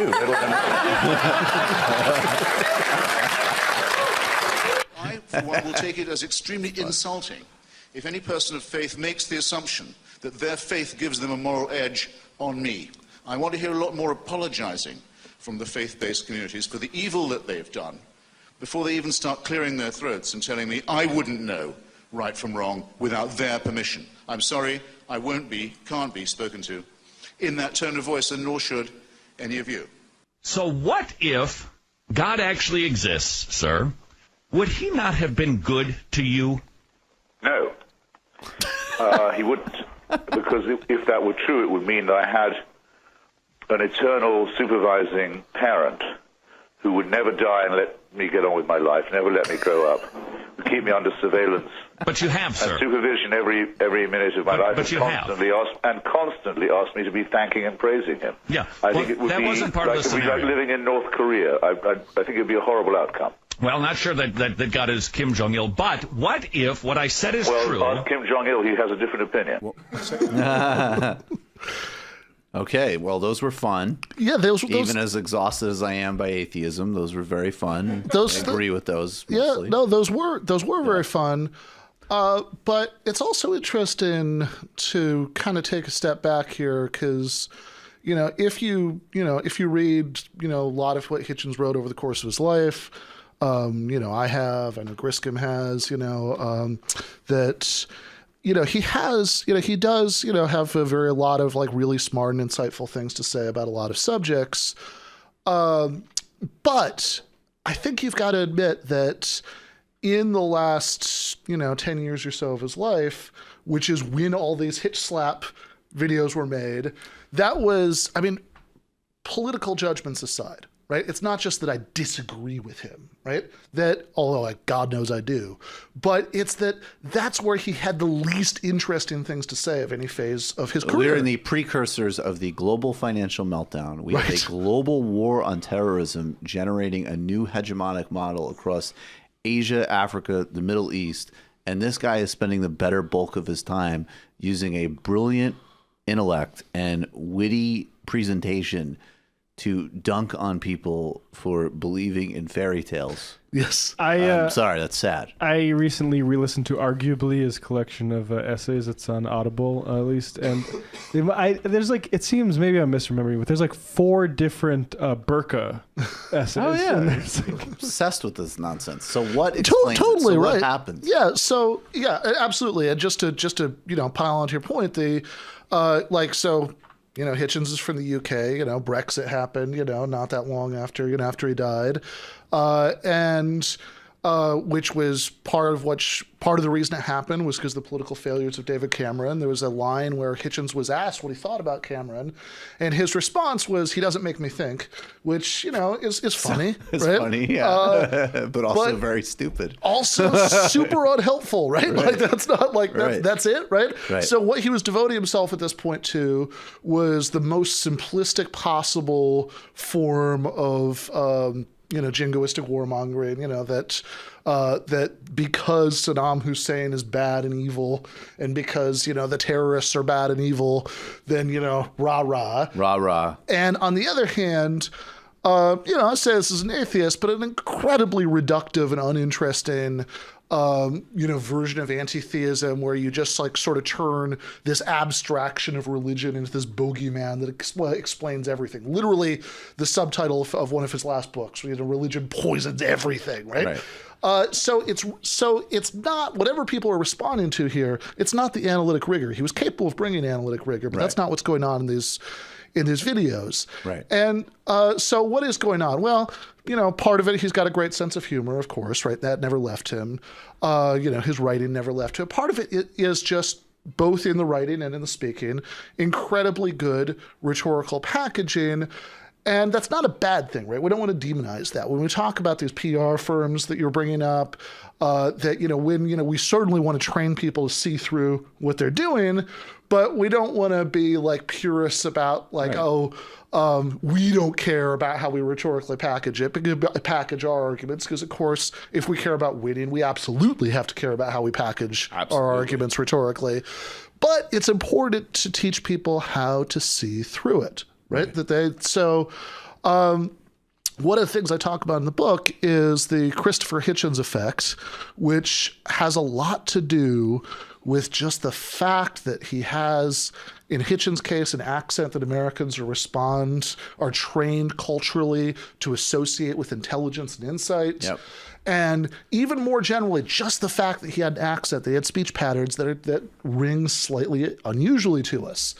And this is actually exactly one of the reasons that Jordan Peterson has been so successful in finding an American audience, because as different as his kind of, rural Canadian backwater background is from, Christopher Hitchens's, posh and boozy, speech patterns, the effect of somebody who, this is like a traveler from afar who speaks in an unusual way to me, right, to us, and they just know stuff I don't. Right, like when Jordan Peterson, the first clip we watched, said, "I've spent a lot of time thinking about this," right? Which I'm sure, think better. But but this is an effect that if you're, it's easy to get lulled into. But I guess maybe we could just wrap up on this point, right? That if you don't learn to like take a step back and recognize that you're being ensnared in this, then you're going to fall for some truly ridiculous charlatans. So one obvious example. So Bill Maher, who is, friend of late Christopher Hitchens, had him on his show numerous times, praised him, etc. When Milo Yiannopoulos was on Bill Maher's show, Maher, as much as he would like to revise this bit of history, said, "You remind me of a young Christopher Hitchens." And think, what is it that reminds you about Christopher Hitchens? I mean, I don't think Milo has ever had a thought more complicated than feminists are ugly or I like black dick, right? I mean, literally those are the thoughts that he expresses. But he's got that private school British accent, and he's got some of the cocky self-confidence, and a little bit of a sense of humor, not very much. He's no Hitchens, and all he's doing is, and I think the other thing, just the final thing too, is that then it also just reconstitutes. Like Christopher Hitchens is just giving you George W. Bush with a posh accent.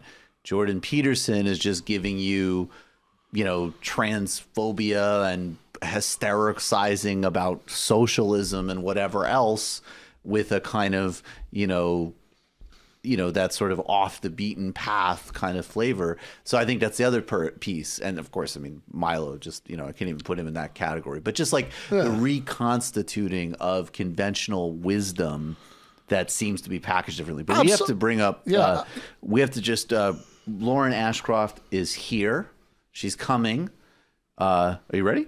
Yeah. Oh, you're going to be right here. Okay. Lauren Ashcraft, I'm sorry, we could have taken a break, but I think it would be better if you just come this way. All right, that's fine. Lauren Ashcraft. Hey. Thank you so much for being here. Thanks for having me. So excited. You are running for Congress. Yes. In New York's 12th District. Yes, that is correct. Who are you running against why? I'm running against Carolyn Maloney. And I have a vision for my district that includes every single person having full and equal representation. And my family is an example of what happens when that doesn't happen. So my grandfather died because of corporate greed in a coal mine. My grandmother was an immigrant from Japan who was treated with extreme xenophobia and racism.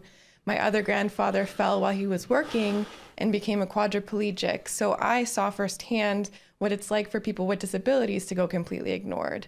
And whenever we look at District 12, a lot of people think about the fact that, yes, it does have a lot of billionaires and $200 million condominiums, but it also has thousands of people dying on the street because they're homeless. And it has people that are rationing their insulin because they can't afford it. And I've seen that working class people and everyday people have gone ignored in my district, just like my family has. And I am standing up for that full and equal representation for every single person. Awesome. Thank you. And I just want to say, I mean, I've done some events with Lauren. I totally believe in this effort. And, we try to have some people on who are running. We can't actually always do it because we do and we will, but it's not really in some ways, it's not really on format for the show. But it also obviously is important because a lot of people like you who bring totally different life experience and really exceptional commitment to genuine politics are taking on this risk. And I guess, we'll get back to your opponent in a second, but where would you fit yourself politically? Like, who do you support for president? What are your politics? How do you describe yourself? I'm a Democratic Socialist, and I support Bernie Sanders for president very, very strongly. Yes. So I am running to support his platform, and I see him as the solution to the fact that we've been meeting these really, really urgent problems with super incrementalism style politics at best. Right now, we're going way backwards very quickly. And we need somebody who's going to take us all the way forwards to save life on our planet, for example, which is pretty important. Should be nice. I would say so. I would say that there's a certain, do you have actually, I promise on Tuesday, actually, there's a big, we're going to spend a lot of time on the crisis in Australia on Tuesday, but just seeing that, and even just like, and I'd recommend What Do You Mean's videos, really good. But just like the amount of wildlife that have died, if you take a beat to absorb that, it's devastating on every possible level. And the last I heard, the Prime Minister of Australia was still going to go on a trade mission to India, which is based on coal exports, which, Australia is very synchronized with the Trump, Bolsonaro, Orban world, Netanyahu world. But, when you see what's happening in Australia and you think of your position in politics and your leadership, what do you, I guess both foreign and domestically, what do you think in terms of that? It's terrifying. And I agree with Bernie Sanders in what he said the other day, that this kind of disaster is just going to keep happening more and more frequently as we go along and we don't address the problems in the way that we should. So I do support a Green New Deal, but going further, I support banning single-use plastics. I also support incentivizing everyone using public transit as their method of transportation. Yes. So I am pushing for nationalizing our public transit nationwide, making it free, and also upgrading it so it is efficient and gets people where they need to go. That's awesome. Yeah, that needs to go hand in hand with the Green New Deal, because it doesn't help that we have people depending on cars to get where they need to go. And right now, our public transit system in New York City is not accessible to people with disabilities, which matters a lot to me and my platform. And whenever I think about the fact that we're excluding so many people from our public transit, it's disturbing. And also, we're not helping people to get out of the life situations and elevate themselves. So I know that Bernie Sanders is somebody that fights for equality of everyone and fights for people to be able to elevate themselves. And I agree with that and want to provide, first of all, a way for people to get to work and get to where they need to go, no questions asked, no fares. And I also want to incentivize people using the greenest method of transportation possible. So I haven't heard people. I've compared who you're running against to Joe Crowley. Fair comparison? Yes. Yeah, and I know there are a lot of self-proclaimed progressives in Congress right now, and my opponent is one of them, in my opinion.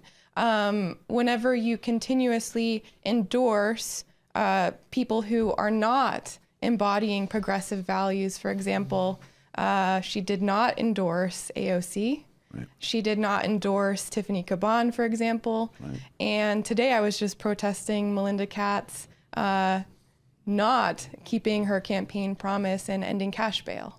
So it is really important that whenever you call yourself a progressive, you're connecting and partnering with progressives at all levels of government, and also supporting a network of people that are trying to do the right thing for the agenda that you supposedly represent. Right, absolutely. What would your response be to the assassination of the General Soleimani and Iran and foreign policy in the Middle East more generally? I'm terrified right now, first of all. I have studied international relations. That's my bachelor's degree.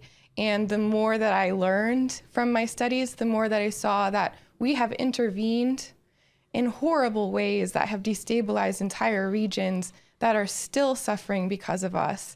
And so I am against American imperialism as it is. But what we're seeing right now with what's going on with Iran is that we have granted Donald Trump and also Barack Obama and George Bush the unilateral power they needed to bypass Congress's approval and do what they see as fit, which might not be a problem with some presidents, but it certainly is a problem when you give that kind of power to Donald Trump. And Barbara Lee was the only person that voted against that. We're going to be playing some of that in the postgame, actually, later on, of Barbara Lee's initial unbelievably courageous opposition to that. I can only imagine the personal security consequences of voting against authorization weeks after September 11th. Ben, do you have any questions for the next Congresswoman from the 12th? Yeah. So you had a stand-up comedy night a while back as a fundraiser. That's right. Just wondering if there was going to be a video of that online at some point. Oh, yes.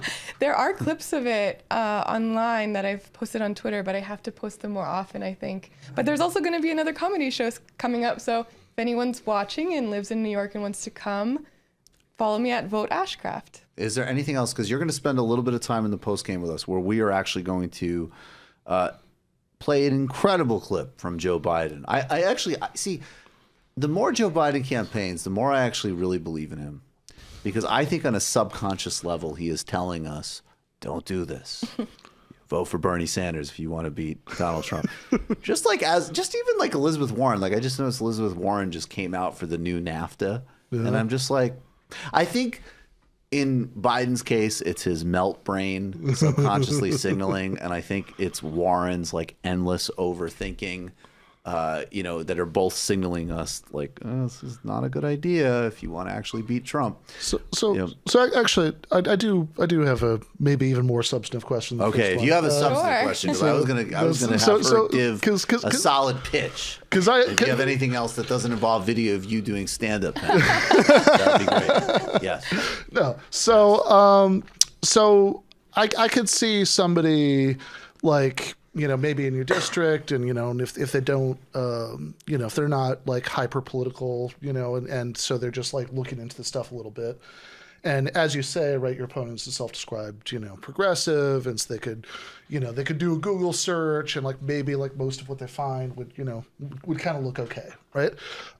And from my perspective, the sort of reason to support a candidate like you anyway, I mean, or besides like I'm sure we could find other problems with your opponent and everything, but the sort of big picture thing is that like if we talk about the kinds of things you're talking about, and some of which maybe right your opponent is on paper on board with, right, Medicare for all, for example, right, then accomplishing that, much less the Green New Deal and all these other things, involves taking on like tremendous vested interests and like just having a level of like grassroots political mobilization that like we haven't really seen in this country in like 50 years, if any, if ever, right? And so like the way that I would think of it is, okay, well, given that, no matter how okay they might seem on paper, I think if they're not like a really solid like Bernie-crat, right, then I don't really trust them to hold firm against those interests when push comes to shove. But I guess I'm not sure what the sort of pithy way to say that would be convincing to somebody who isn't like a political junkie is. Yeah. So I also, on paper, she might look okay, but whenever you dig deeper, it's truly not. So whenever we're talking about what's going on in Iran right now, it is very scary that she has accepted defense contractor money as her campaign contributions. It's scary that she did vote to approve the AUMF that's allowing this kind of terrorism to exist and happen at the hands of our president. And it's very scary that she voted for the war in Iraq, which set precedent and killed hundreds of thousands of innocent civilians and also cost American life as well. Right. And it's scary that she also voted for the increase in military budget that is funding this kind of act. So on paper, I actually don't think that she looks very good. And definitely not whenever you dig into her campaign contributions, you'll see what I like to consider a lot of the logic behind some of the decisions that she's making. Yeah, and when people are faced with a conflict between what they said they do and what their donors want them to do, it's usually not surprising how they come down. Yes, exactly. So I am running a 100% people-powered and grassroots campaign, which is really important. Rule number one, if you are a progressive, I think you need to reject corporate PAC money and defense contractor money and big pharmaceutical company money and real estate money. All of that kind of dirty money, you cannot accept it and say you're supporting the agenda that we're fighting for. Absolutely. So you're going to spend some time with us in the post game. But before we go to the post game, please tell everybody all the different ways they can get involved and help make this happen. This is really important. Yes. We need this upgrade. This is profoundly important. There needs to be huge grassroots mobilization, and there needs, like, it's awesome. We see Ilhan Omar, we see AOC, we see some of the things Rokan is doing, we see some of the things, obviously someone like Barbara Lee or Mark Pocan, but they even writ large, from the one you like most to the one you like least, anybody that on any kind of progressive wing in Congress is still absolutely in the minority of the minority. Look at look at this new military appropriation. Huge amount of Democrats voted to give Trump a blank check, massive increase, his Space Force. They're re-upping the Patriot Act. And then, of course, they vote for the concentration camps at the border and all the rest of it. And you know that they will be front and center fighting. They already are against everybody having health care, not to mention the whole next generation of profoundly important, like free universal transit. So we need leaders like Lauren. Squad season 2. Yes. Yes. So Lauren, how can they help you make it happen? So I am at laurenashcraft.com. So definitely go there. That's how you can fill out a form and volunteer with the campaign. And also there's a donate button that you can be one of our grassroots donors.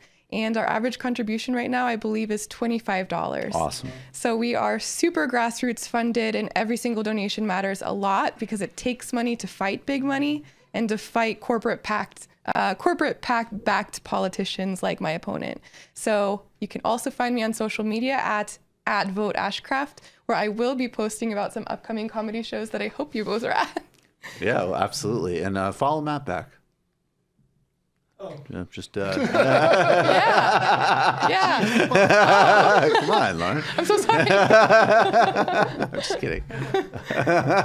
So, no, it's really great, and I'm really looking forward to actually doing this Joe Biden clip with you in the post game and spending a little bit more time with us in the post game. And Lauren's actually funny. Thank you. I say that as somebody who really does not think like I'm. Michael likes to monopolize that adjective. Whether or not you agree that I'm funny, I think that I'm funny, and I don't chip that out for many people. I think Eddie Murphy's funny. I think I'm funny. I think Howard Stern in his heyday was extremely funny, and Bill Burr. I don't know, and Lauren. Nice. Pretty much it. Thank you. Yeah, you're welcome. Nice short list. Yeah. Before we end, if I could do a 10-second plug, because somebody's gonna be very mad at me if I don't do it. Yes, go do your plug. The book that I talked about earlier, we have a website for it, which the URL is drjordanpeterson.ca. Very proud to nab that. But nice. In any case, but people who are interested in being part of the fun and writing essays, they have things to say that are, critiques of Peterson from the left. Greg Talon is the guy who does the website for us, is looking for those to put on the website. So, it's they're looking for in-depth writing, not stuff you'd say to dunk on him on Twitter, but do check out the website and do please submit essays. I'm going to submit like 1 million sound files of me doing an annoying impression of him. Can we have a taste? Sorry. It's like, so actually what you see here is a double helix. Which, I want to somehow make Nation of Islam Obama in relation to it. It's like, Jesus Christ, white people are really, they're hurting. This guy's acting like some type of 1950s housewife. He's a masculinity guru. Out of your fucking minds. Yeah, nominate Pete Buttigieg. Really smart.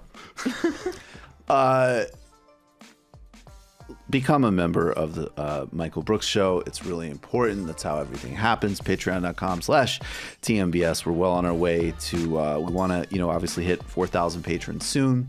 For Comrade and Above patrons, we just released our latest documentary with Vic Fayana, which is on the history of the RAND Corporation and how it fed, national security state, the idea of meritocracy in both actually good ways and extremely destructive ways, also conspiracy theory culture. Go to tmbs.fm, get gear, and of course we're going to be selling gear and hoodies and shirts at live shows. And the next one is at the Bell House, February 7th in Brooklyn. Grab your tickets. Ben is going to be there. Alona Minkowski is going to be there. Pretty Bad Lefty, Chad Vigorous, Brendan Sutton is going to be there. And also Professor Harvey K. And for some real throwback, Matt Binder.